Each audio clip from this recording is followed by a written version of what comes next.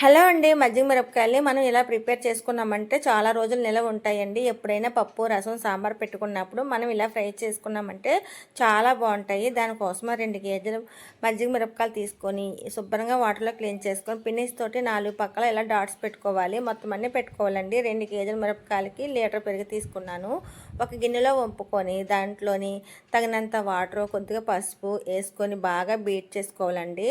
రుచికి సరిపడా సాల్ట్ కూడా ఏసుకొని ఒకసారి బాగా బీట్ చేసుకొని వాటర్ పోసుకోవాలండి. ఇలా చేసుకున్న తర్వాత ఇప్పుడు మనం బకెట్లోని మజ్జిగ మిరపకాయలు ఊరపెట్టుకోవాలి.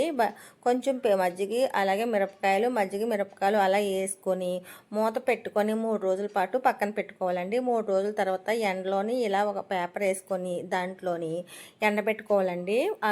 ఉదయం నుంచి సాయంత్రం వరకు ఎండబెట్టాలి. సాయంత్రం మళ్ళీ మజ్జిగలో వేయాలండి. మజ్జిగ అంతా పీల్చే వరకు వేసుకున్న తర్వాత లాస్ట్లో ఫైనల్గా ఒక 5-6 రోజులు ఎండబెడితే ఇలా